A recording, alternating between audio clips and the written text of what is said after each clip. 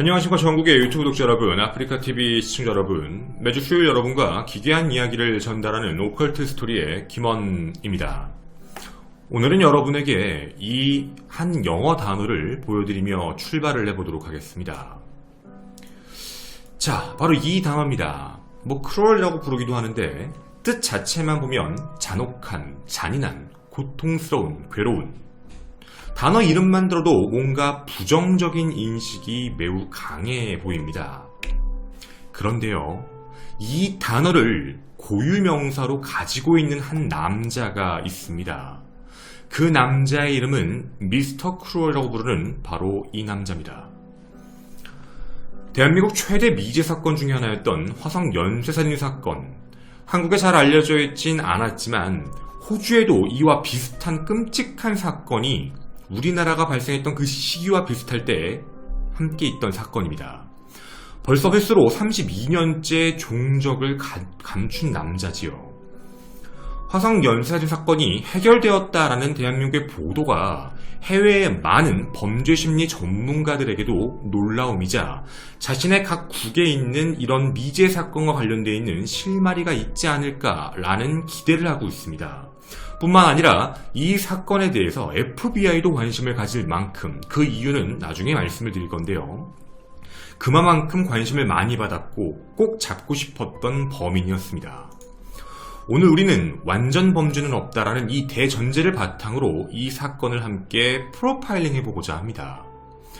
우리가 아는 화성 연쇄살인 사건과는 똑같진 않겠지만 거의 유사한 패턴을 갖고 있고, 특히 범죄자들이 갖고 있는 자신들만의 시그니처, 행동 패턴, 이런 것들을 어떻게 분석해 볼 수 있는지를 함께 알아가 보고자 합니다. 자, 권유령 교수님께서 저희에게 방송에 나와서 이런 말씀을 하셨습니다. 여러분도 프로파일러다. 여러분들께 제 컨텐츠를 많이 보신 분들, 이외에 다른 데서도 컨텐츠를 많이 보신 분들, 혹은 이런 쪽의 내용에 관심이 있으신 분들도 보실 것 같은데요.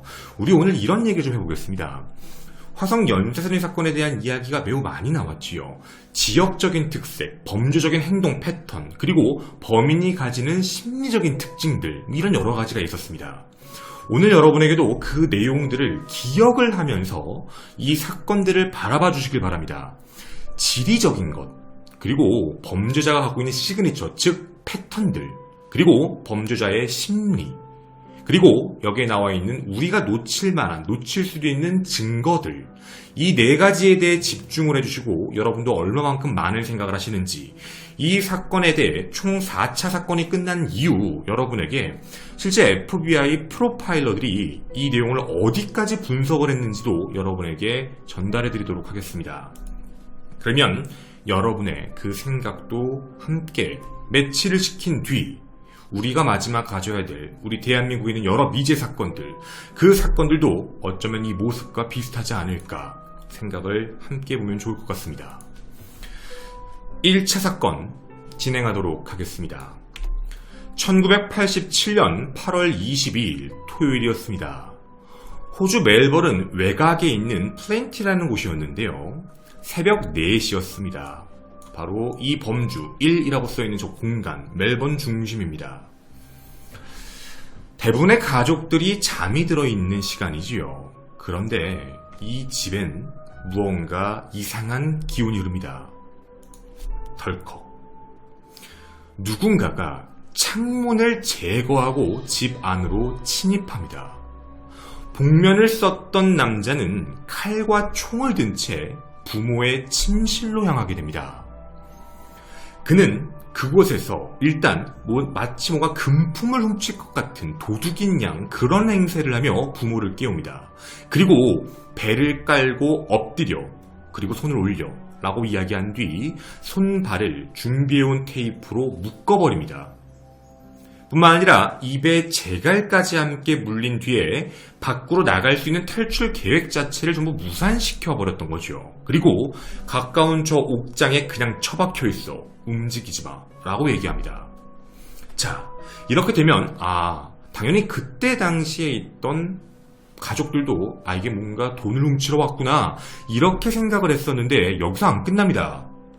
바로 옆방에 있는 침실로 가서 6살짜리 아들이 자고 있었는데요. 그 아들을 깨웁니다. 그리고 아들의 눈을 가리고 똑같이 손발을 묶고 침대에다가 묶어 놓습니다.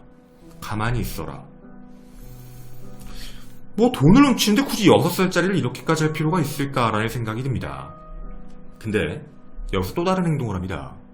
다른 방에 들어가 11살 여자, 즉 딸이었죠. 딸의 침실로 갑니다. 그리고 그 안에서 매우 끔찍한 행동을 합니다. 장장 2시간 동안 성범죄를 저지릅니다. 근데 2시간 동안 성범죄를 11살짜리 여자아이에게 저지르는데요. 이 2시간의 패턴도 되게 이상한 행동을 합니다.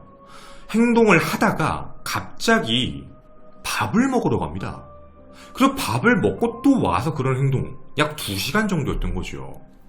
그리고 난 뒤에 집에 있던 클래식 음반 하나, 그리고 집에 있는 그냥 가죽 파란색 자켓, 그거 하나 2개 훔치고 유유히 사라집니다. 이게 1차 사건입니다. 자, 여러분은 저희와 이 얘기를 했을 때 사건에 대해서 어떤 느낌이 혹시 드십니까? 일단 첫 번째, 성범죄를 저지르러 왔네? 성범죄를 저지르러 왔는데 강도인가? 강도라고 치기에는 가져간 게 정말 없는 것 같은데 목적이 무엇일까? 자, 그럼 일단 위치적인, 지리적인 이야기를 먼저 출발해 보겠습니다. 이곳은 멜번 근처입니다. 1980년대 이곳은 세계에서 가장 살기 좋은 도시라고 알려질 만큼 범죄에 대한 게 거의 저조한 그런 동네였습니다. 자, 그럼 이제 우리가 좀 생각을 해봐야 될 게 하나 있습니다. 여러분, 이 패턴에서 어떤 정보를 얻고 싶으시죠? 하나, 집에 문으로 침입하지 않습니다. 창문을 뜯어서 침입합니다. 좀 특이한 행동이지요, 이것도. 이런 기술력을 갖고 있는 사람인지는 모르겠지만. 둘, 그 안에 들어갔습니다. 근데 여러분, 우리 이 사건 목적이 뭐라고 판단되십니까? 돈이요. 돈은 아닌 것 같은데요. 성범죄입니다. 어린아이를, 여자아이를 성범죄를 저지르기 위한 행동 패턴. 근데 우리 이런 생각 들지 않나요? 이 집에 여자아이가 있는 거 어떻게 알았지? 그리고 처음부터 들어갔을 때 부모는 방부터 들어갔습니다. 엄마 아빠 방에 들어가서 먼저 포박하고, 그 다음에 남동생 방 들어가서 포박하고, 그리고 나서 자유롭게 2시간 동안 그 안에서 행동을 했다라는 것. 그걸 어떻게 알았을까요? 우리가 좀 생각을 해봐야 될 문제입니다. 자, 그리고 이 사건의 중요한 사항 중에 하나는 아이는 성범죄 피해만 있고 그 집에 그대로 있고 범인은 도주했습니다. 범인이 남겼을 만한 여러 가지 증거가 존재하겠네요. 근데 이 증거에 대해서 우리가 물어볼 수 있는 사람은 범죄 피해자 11살 바로 그 소녀입니다. 근데 그 소녀가 이런 진술을 합니다. 범인이 저한테 이상한 짓을 하고 쉬는 동안에 갑자기 집에 있는 전화로 전화를 걸었습니다. 라는 이야기를 합니다. 근데 그 전화는 되게 위협적인 전화였어요. 뭐였냐면, 너 아이들 옮겨라. 다음은 너네 집 차례다. 이렇게 얘기를 했다는 겁니다. 전화 받는 사람한테 협박을 했다라는 이야기지요. 근데 그 사람에 대해서 언급을 할 때 상대방의 이름을 모조라고 불렀다고 합니다. 이게 당시에 범죄 피해를 입었던 여자아이가 진술을 한 내용이죠.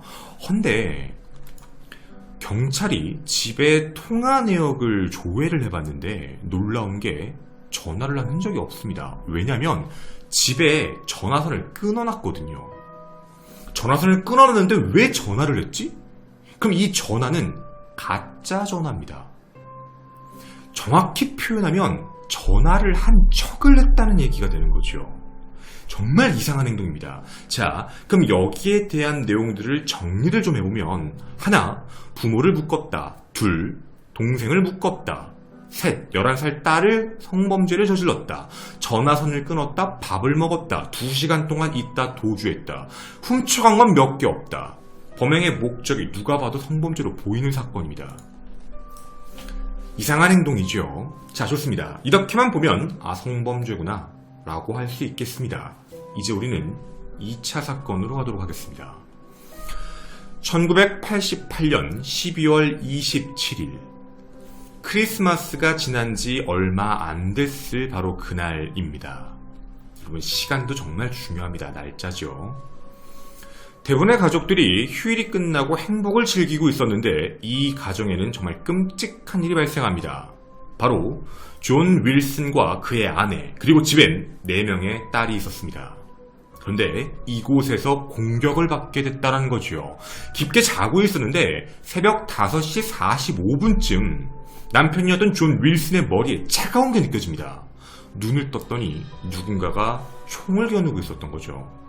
그리고 이런 말을 했다고 합니다. Don't be a hero. 영웅이 되려고 하지 마. 즉, 나대지 마. 가만히 있어.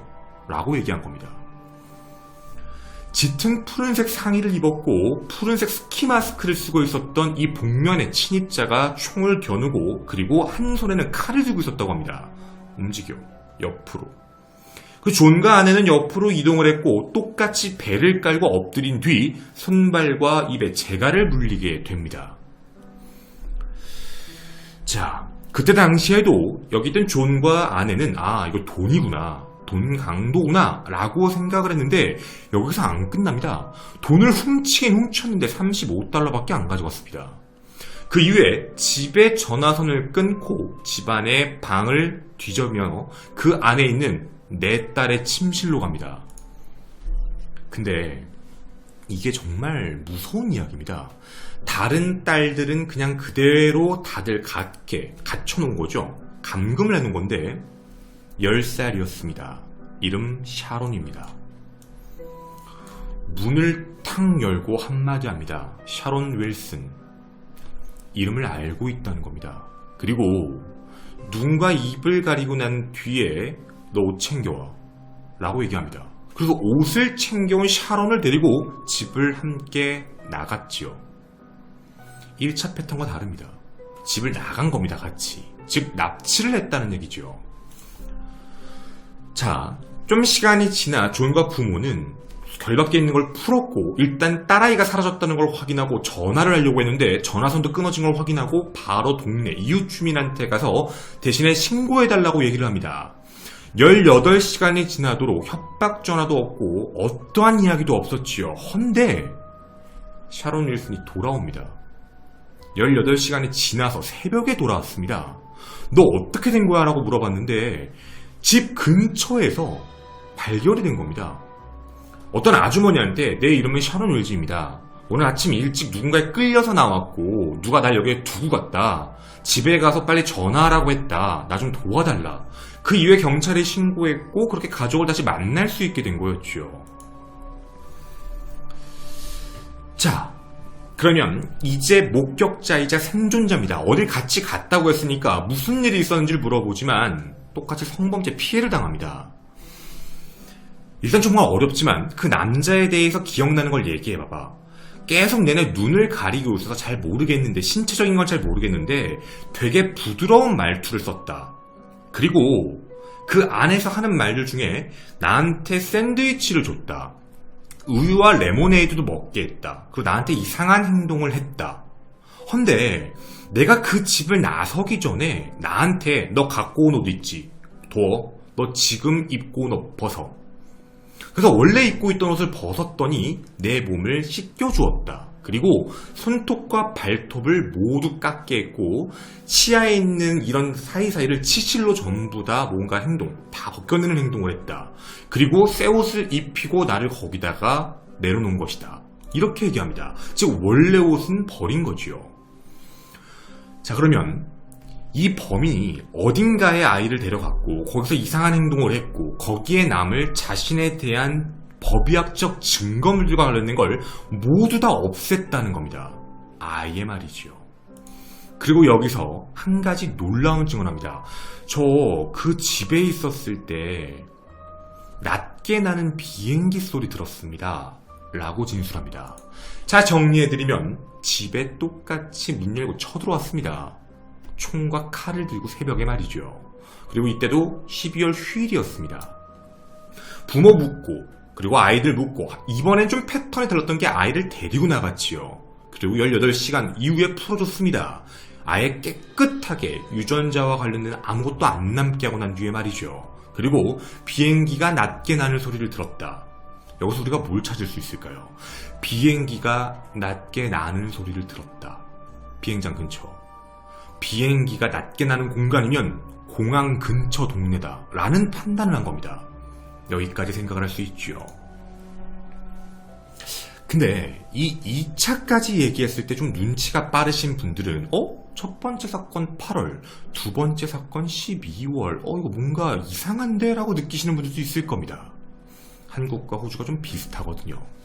잠시 후에 말씀드리겠습니다. 3차 사건입니다. 1990년 7월 3일. 시간이 이상하죠. 캔터베리, 바로 빅토리아입니다. 여기도 똑같이 멜번 외곽 지역 3차 사건이 발생하게 되는데 링우드입니다. 플랜티에서는 서쪽이고, 그리고 멜버른에선 남쪽 방향인데요. 이것도 어쨌든 교회 지역이긴 합니다. 여기에 리나 가족이 함께 살고 있었는데 리나 가족은 굉장히 부유한 상황이었습니다. 부모가 굉장히 열심히 일을 해서 가게도 3개 있었고 땅도 여러 개 있다라고 알려집니다. 사건 당일날 이들이 원래 원칙으로는 다른 나라에 가기 위해, 원래 살고 있던 영국으로 돌아가기 위해서 사람들과 파티를 하고 있었고 집에는 딸들만 있었던 겁니다. 15세의 피오나와 13세의 니콜라, 딱 둘만 있었지요. 근데 그 집에 침입을 합니다. 사람이 아무도 없을 때.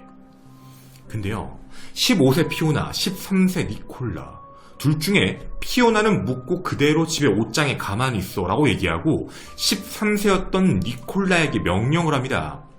너 학교 다니는 장로교 있지? 장로교 여학교 교복 갖고 와. 그렇게 얘기하고 데리고 나갑니다. 또 데리고 나간 거지요. 자, 그 이후에 아버지가 알게 됐고 아버지는 제발 아이를 돌려달라, 다시 보내달라 라고 이야기하며 25,000달러라는 현상금, 어떻게 보면 돈을 주겠다까지 얘기를 하지요. 하지만 돌아오진 않습니다. 납치 시간 36시간이 지나서 아이가 돌아옵니다. 정확히는 50시간이 지났지요. 50시간이 지나 집에서 조금 떨어진 공간, 아이가 집에 걸어 들어옵니다. 새벽 2시에. 집에서 조금 떨어진 Q라고 부르는 곳에 전기센터가 있었는데 그곳에서 아이가 담요를 뒤집어 쓰고 나타난 겁니다. 집 길을 아니까 자기가 걸어왔던 것이요. 똑같은 이야기를 합니다. 뭔가 비행기 소리가 들렸다. 그 집에 있는 동안. 그리고 뭔가 되게 점잖은 느낌. 그리고 나를 목욕을 시켰다. 손톱 발톱을 깎게 했다. 키는 나보다 좀 커서 느낌적으로는 키는 175cm 정도 되는 남자였다. 그리고 여기서 끝나지가 않습니다. 잠깐 살짝 보였던 걸로 묘사를 해주는데 차는 이런 모양이었다. 이런 이야기도 했던 거죠. 그리고 이런 멘트를 했다고 합니다. 나의 자유는 당신의 삶보다 더 가치 있다. 이상한 말이죠. 이런 말을 왜 했는지 모르겠지만 이런 말을 계속 반복했다라고 합니다.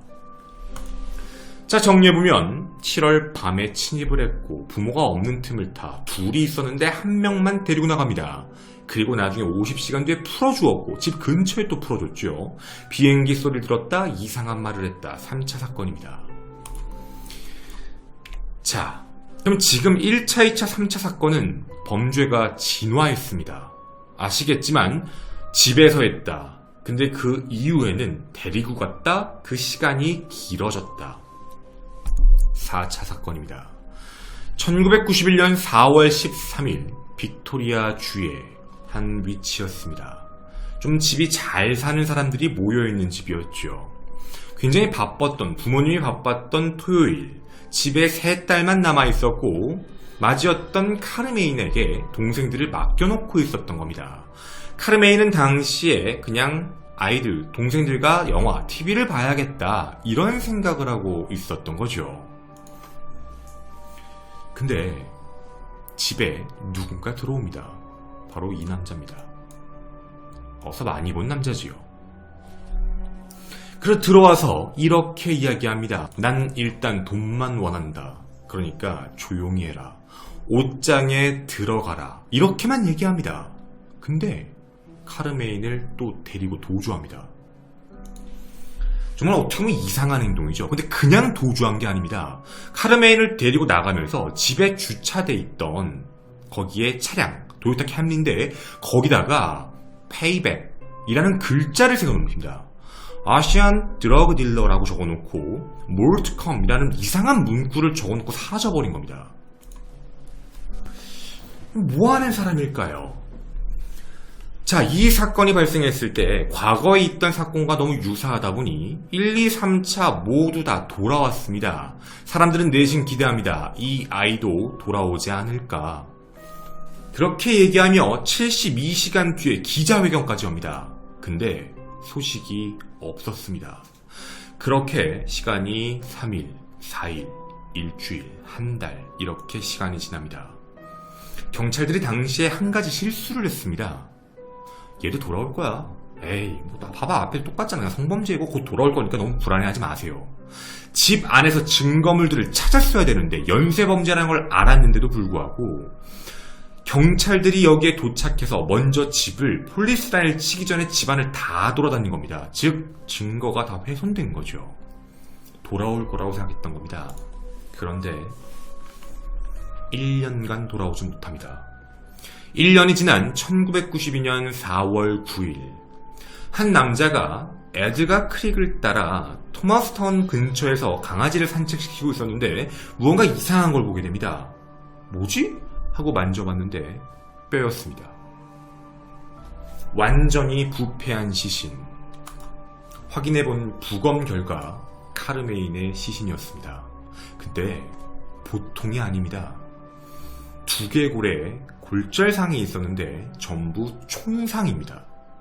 즉 머리에 3발의 총상을 맞은 것으로 확인되고 시신을 훼손한 흔적이 나옵니다. 그냥 방치한 게 아니라 시신을 훼손해서 거기에 유기한 거죠. 아마 납치되고 얼마 안 있다가 사망한 것 같다라고 판단했던 겁니다. 정리해보겠습니다.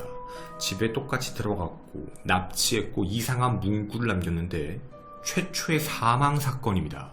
근데 좀 놀라운 게 하나 확인됩니다. 4차 사건의 이 아이는 3차 사건의 아이와 같은 학교를 다녔던 사람입니다. 나이대가 똑같은 거지요. 자, 이 이후에 이 사건은 분명히 보통 사건이 아닙니다. 당시에 오퍼레이션 스펙트럼이라는 팀이 만들어져서 400만 달러가 넘는 비용으로 조사가 시작됐지만 1994년 작전이 보류됩니다. 40명 구성, 2만 7천 명의 용의자를 조사했지만 당시 내부 비리 문제 때문에 그냥 사라진 거죠. 2010년에도 다시 한번 새로 조사해봤지만 2010년엔 이렇게 얘기합니다. 당시 초동수사가 잘못됐다. 왜냐면 테이프 조각을 통해 지문이나 DNA를 찾아야 되는데 테이프 조각을 호주 경찰이 전부 다 잃어버렸습니다. 즉 사라진 거죠. 2016년 결국 4월에 최종적으로 마지막 납치를 당하고 살해당한 체네 사건 25주년을 맞이해서 당시에 호주에서는 범죄자에 대한 제보를 주면 보상금을 100만 달러를 주겠다. 누적 토탈 금액 120만 달러, 하나로 약 15억 원 정도에 해당하는 금액입니다. 하지만 아직까지 잡히지를 못했죠. 자, 여러분.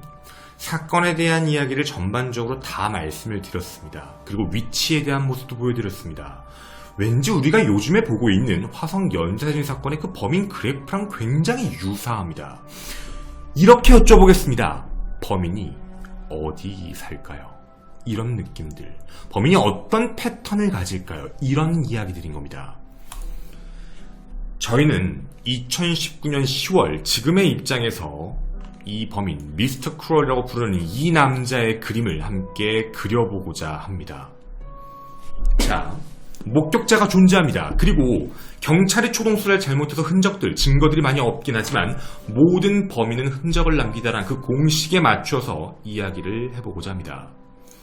첫 번째, 아마 다들 인정하실 건데 범인은 굉장히 치밀합니다. 치밀하고 체계적입니다. 그리고 병적일진 모르겠지만 법의학적 증거를 다 없애려고 했습니다. 그리고 얼굴을 가렸습니다. 얼굴을 가렸다라는 것도 우리가 생각해보면 면식범일 확률도 분명히 있다는 얘기죠. 날 누군가 봤을 때 내가 누군지 알 수도 있으니까. 부드러운 말투를 쓰고 아이들에게 그렇게 막대하지 않았다. 물론 성범죄를 저질렀지만 그 중간중간에 휴식도 하고 그리고 뭔가 식사도 했다. 그리고 위협은 큰 칼과 총으로 했다. 근데 우리가 가장 눈에 띄었던 게 뭐였냐면 그 이상한 멘트들, 이상한 흔적들을 왜 남겼을까라는 겁니다. 왜였을까요? 이게 미스터 크롤의 가장 큰 특징입니다. 혹시 여러분은 이 단어를 아십니까? 이게 레드 하링이라고 부르는 단어인데 직역을 내서 얘기하는 것보다는 뭐 직역을 하면 뭔가 청어, 후대청어 이런 뜻이지만 이게 어떤 얘기냐면 수사에 혼선을 주는 범죄학 용어로도 쓰입니다. 일부러 그러는 거죠. 전화선이 끊어져 있는데 전화하는 척. 마치 마약상과 연락하는 것처럼 뭔가 써놓는 척, 즉 수사에 대한 방향성을 다른 쪽으로 끌게 만드는 특징을 취하는 겁니다. 마치 자기가 뭔가 강도처럼 들어왔지만 다른 범죄를 저질렀던 것까지 굉장히 치밀하다는 얘기지요. 자, 그리고 어떤 경우는 풀어줬습니다. 근데 이때 50시간 만에 풀려났던 이 세 번째 피해자한테는 이렇게 얘기했다고 합니다. 나 50시간 뒤에 풀어줄게. 내 말 잘 들어. 내가 목욕을 하면 목욕을 해. 그리고 씻길 때도 굉장히 섬세하게 씻겠다고 합니다. 물이 안 튀게요. 범죄 당시 나이가 35세에서 40세로 추정되고 약간 생강 색깔의 머리카락. 대부분의 피해자를 10세에서 13세 사이 어린아이들에게만 했다. 소아성애자인가? 근데 우리가 위에 나왔던 얘기 중에 특이한 게 있습니다. 방학 시즌 때만 행동했고요. 그 근처에 비슷한 학교 다니는 애들만 함께 움직입니다. 그리고 집안에 있었던 상황들을 어떻게 할까요? 집에 어떤 일이 있는지를 어떻게 알았을까요? 의심이 갑니다. 혹시 어린아이들과 함께 밀접히 붙어있는 사람 아닐까? 직원인가? 학교 시스템을 잘 알고 있나? 그걸 관리할 수 있나? 3차 피해자, 4차 피해자가 같은 학교인데 교복을 갖고 와라. 이 사람이 저지른 범죄자의 특징이 뭐냐면 빅토리아 학교의 시스템과 거의 연관이 되어 있는 사람입니다. 프로파일러들은 이렇게 추측합니다. 아마 가족, 친구, 이웃 이런 모든 사람에게 친절하고 사람들이 이 사람이 그런 범죄를 저질 것 같지 않았는데 라고 얘기하며 어린아이들, 특히 여자아이들과 좀 밀접하게 붙어있는 사람일 확률이 매우 높다라고 판단한 거죠. 이 범인의 색깔이 말입니다. 두 번째, 아까 말씀드렸던 항공기 소리. 멜버른에 공항이 있습니다. 그럼 멜버른 비행 경로 근처인데 그게 몇 군데 없습니다. 키오르 이스트, 니드리, 공항 웨스트, 키오르 공원, 에선덴 북부 주택 이 5가지밖에 없습니다. 범인은 이 안에만 살고 있었을 겁니다. 그리고 지금까지 살아있다면 60대일 것이고 아마 그 지역을 웬만하면 안 떠났을 것이다 라고 판단하고 있죠. 범인의 색깔들이 점점 나오고 있는 겁니다. 그리고 여기에 좀 놀라운 이야기가 하나 있습니다. 여러분, 마지막은 왜 살인을 저질렀을까요? 사실 그럴 필요가 없었습니다. 살인을 이르게 한 이유가 무엇일까? 그리고 그 살인이 곧 3번이나 총을 쐈다는 건 확인사살일 확률도 있다는 얘기죠. 어떻게든 이 아이는 죽어야만 된다. 왜 그럴까요? 그동안의 전체의 상황을 보면 눈을 가려라, 가만히 있어라, 내 말을 들어라. 역으로 얘기하면 혹시 아이가 말을 안 들은 게 아닌가? 씻어라 라고 했는데 안 씻었다든가 가리고 있는 걸 벗으면 안 되는데 벗고 얼굴을 본 게 아닌가? 그러면 면식범일 확률이 높다는 겁니다. 아이들의 얼굴을 알고 있기 때문에 그 아이가 누군지 알아서 살려주면 안 된다라고 판단해 확인사살까지 한 게 아닐까라는 생각인 거죠. 자, 그러면 우린 이런 생각이 듭니다. 범죄의 패턴이 조금씩 진화했습니다. 대범했지요. 집에 들어가자마자 하는 행동부터 말입니다. 혹시 이 이전에도 이런 사건이 있지 않았을까? 화성사건하고 매우 유사하네요. 1985년에도 있었습니다. 1980년대 중반까지 이 근처에 어린아이 성범죄 사건이 12건의 미제 사건으로 남아있었습니다. 이게 이 사람이 범인이 아닐까라는 의심점인 거죠. 그런데 어떠한 DNA나 증거물도 남겨놓지 않았다는 겁니다. 그럼 우리는 이 범인을 어떻게 조금 더 잡아내야 될까요? 당시에 집에 끌려났던 아이들이 가려진 사이로 살짝 봤던 집의 구조와 집에 있는 물건에 대한 이야기를 해주었습니다. 이걸로 성향이 나오거든요. 이게 미스터 크롤의 방입니다. 여러분, 이 방에서 가장 눈에 띄는 게 무엇입니까? 범죄심리 전문가, 특히 FBI는 여기에 주목했습니다. 얘 약간 여성향이 강하다. 베이지색 크림, 그런 이불을 쓰고, 그리고 뭔가 피치색, 복숭아 색깔 같은 커튼, 그런 침대 커버 이런 걸 썼다. 사실 색깔이 굉장히 어떻게 보면 화려한 상황이거든요. 그리고 뭔가 집이 굉장히 깔끔하게 정리되어 있고 깨끗하게 정리되어 있다라는 것들, 그리고 굉장히 밝은색 벽, 그리고 문도 흰색이었다고 합니다. 헌데 눈에 띄는 게 하나 있습니다. 왼쪽 보이십니까? 무언가 굉장히 어색한 장면인 겁니다.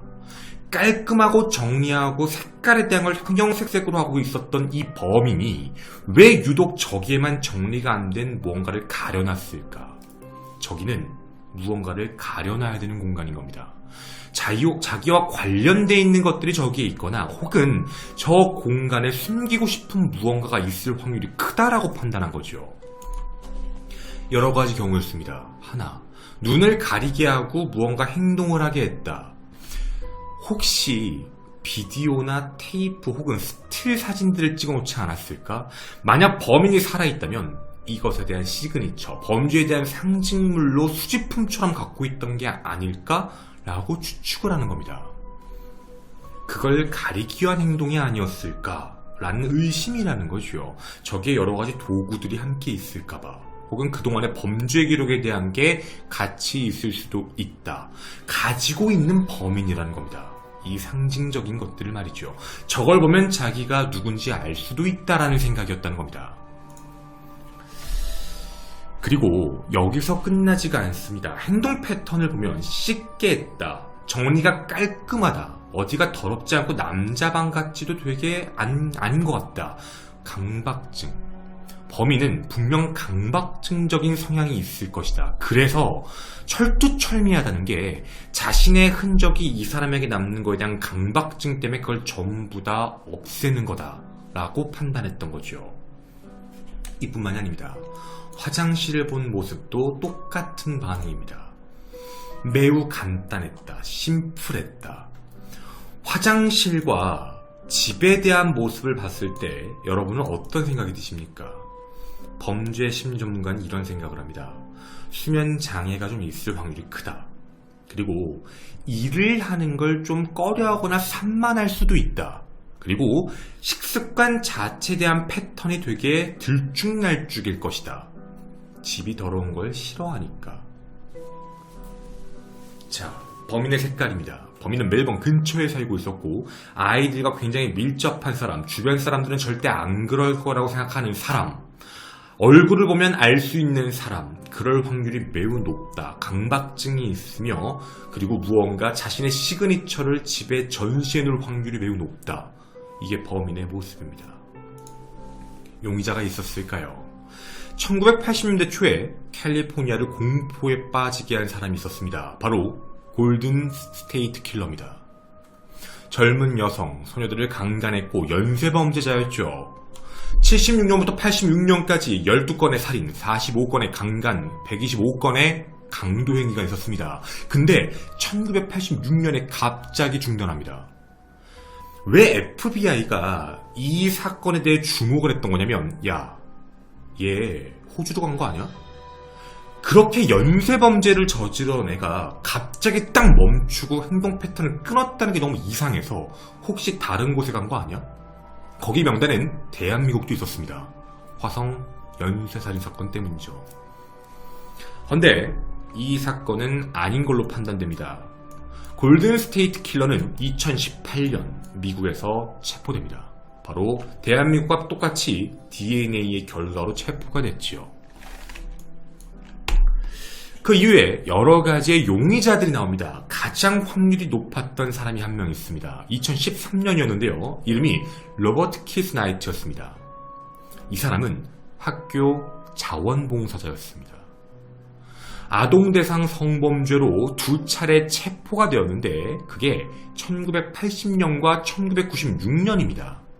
근데 이 사람을 체포했을 때 왜 이상했냐면 욕조에서, 집에 있는 욕조와 다른 곳에서 다른 여자들의 DNA가 검출됩니다. 이게 뭐지?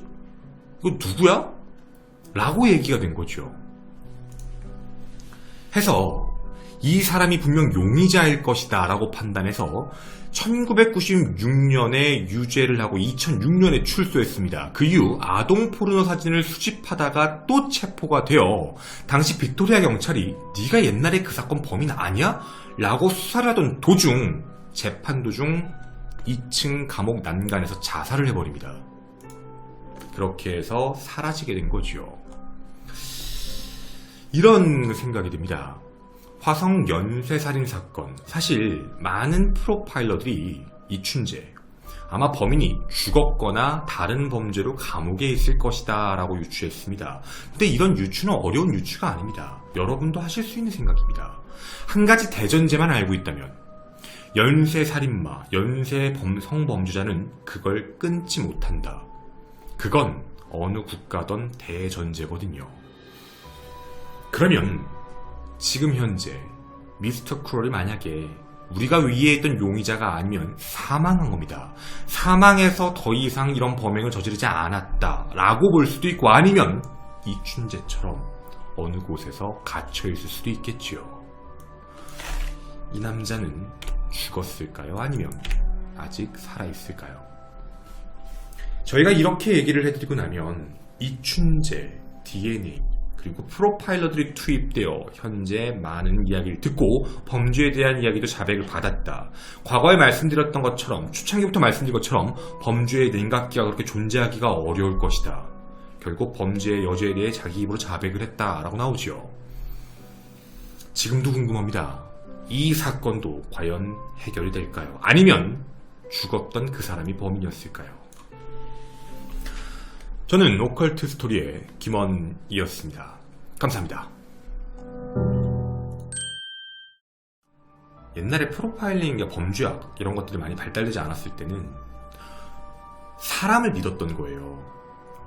골든 스테이트 킬러가 호주로 갔다, 혹은 뭐 화성 연쇄살인 사건, 뭐 한국에 온 거 아니야? 이런 의심. 왜냐면 사람을 믿었던 거죠. 아예 설마 세계 각국에서, 세계가 다른데 각 국가에서 이렇게 또라이 같은 애들이 각각 나타난다고 설마, 이런 반응이었다라는 거죠.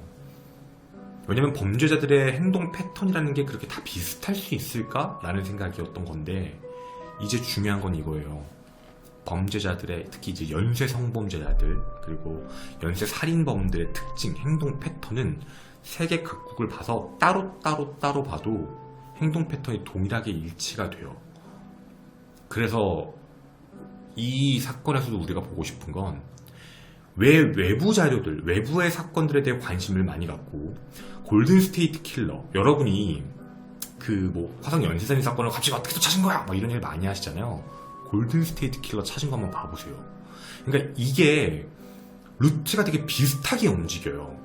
그러면서 지금 이 사건도, 호주 이 사건도 혹시 해결할 수 있지 않을까? 뭐 엄청나게 미세한 증거가 있지 않을까? 놓친 게 있지 않을까? 뭐 이런 식의 접근을 하는 거라서 분명한 건 이 미제 사건과 관련되어 있는 건 과학 수사가 계속 발전하고 미세 증거를 찾아내고 여러 가지 확인을 했던 그때 당시의 증거들을 찾아내면서, 그래서 항상 얘기하지만 어떤 사건이든 초동수사가 중요한 거예요. 초동수사가 잘못되면 정말 해결할 수 없게 만드는 그런 사건들이 만들어지는 거라. 그래서 속된 얘기, 이런 얘기도 있어요. 영원히 해결이 불가능한 미제 사건은 없다. 단 진짜 미제 사건을 만드는 건 초동수사일 수 있다 라는 얘기가 많거든요. 초동수사가 잘못되면 나중에 과학기술이 발전해도 확인이 안 되니까. 그래서 그런 이야기들로 해서 이제 만들어진 거죠. 여러분께도 이제 이 내용들을 전달을 해드렸던 거였고, 뭐 아까도 뭐 저희가 뭐 번외편처럼 얘기는 해드렸지만, 분명한 건 얼굴을 가려야 된다라는 건 여러 가지 의미가 사실 있어요.